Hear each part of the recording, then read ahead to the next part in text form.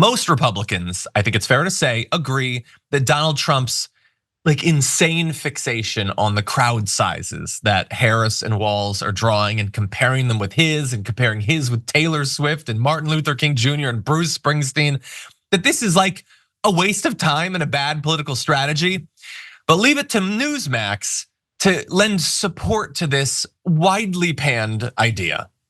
They're talking about the crowd size. And yes, Kamala's definitely drawing crowds. I have some questions about what was going on outside Air Force 2 over the weekend. You know, when you look in a mirror, you typically see a reflection. That's not what I saw when I was looking at the crowd there that allegedly was there. But I just think it's important to note that at every one of these rallies, including Nevada a day ago, there is a massive pro-Hamas, anti-Israel protest happening just outside that rally. And the media is not covering that. We are. Michael Carter showed that, but that's not happening at Trump rallies.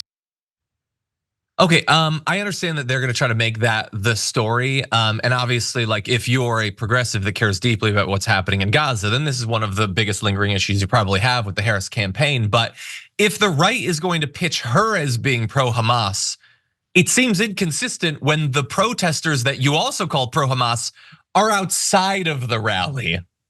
Wouldn't that seem to be inconsistent? A storm is tearing up the digital media industry. Only our audience can save us in these difficult times. Help us reach our goal of 100,000 new members at tyt.com/team.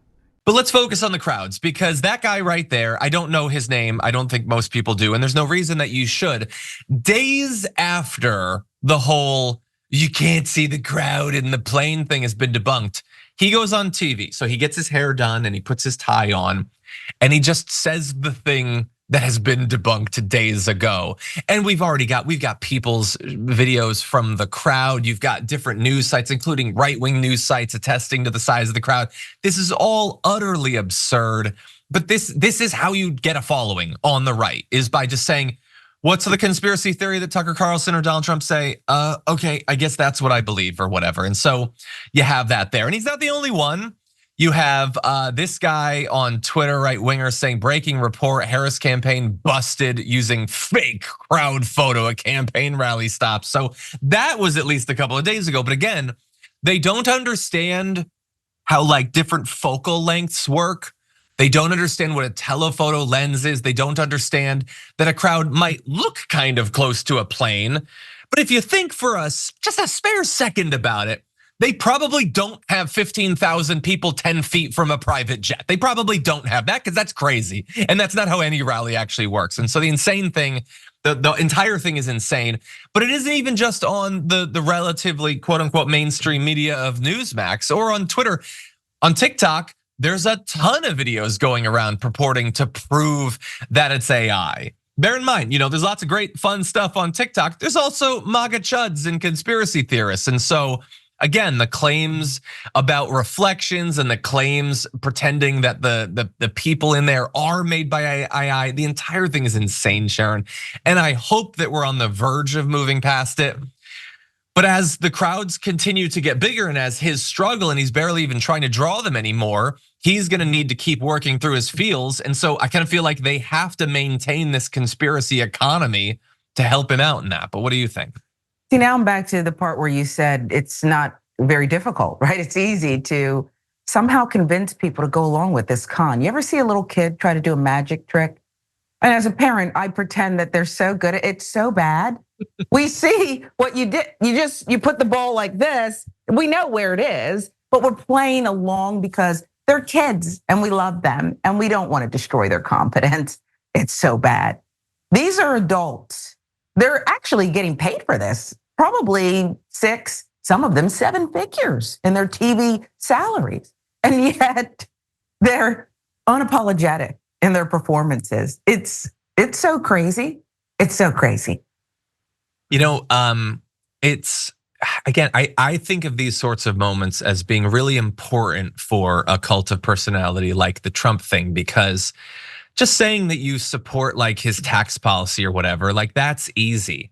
Okay, but when he says something that no sane person could believe, you standing up and saying, no, I believe that. That is how you show true loyalty. You follow him down the most deranged rabbit holes. And so that's what they're doing. And again, it's not just randos. We actually have we have like a blast from the past thanks to this crowd conspiracy thing. Sean Spicer popped back up. He's still out there, it turns out. And he defended Donald Trump's obsession with crowd sizes, saying his ex-boss wants respect for his movement. Says, look, I think this goes back to a degree of wanting the respect for the size and scope of the movement that he's had. And he's never felt as though the media has given him his due because he's not due fake numbers, okay? But I want everyone to remember, he's the guy kind of that started this. I mean, Donald Trump has always been obsessed with crowd sizes, but it was Sean Spicer, press secretary at that point, that for the inauguration lied about the evidence of our eyes that he didn't have nearly as big an inauguration crowd as they'd had under Obama. You could look at the comparison of those. It's just nowhere near as big. But Sean Spicer back in 2016 was lying so that Donald Trump would like him. And eventually he was cast aside. I don't know what he's been doing, maybe cameos or whatever. Maybe he streams on Twitch, I don't know. But maybe this is how he's hoping to get back into his good graces. By once again saying, no, you're right, no, it's so big, Trump, I love it and it's huge. Maybe that's what he's doing.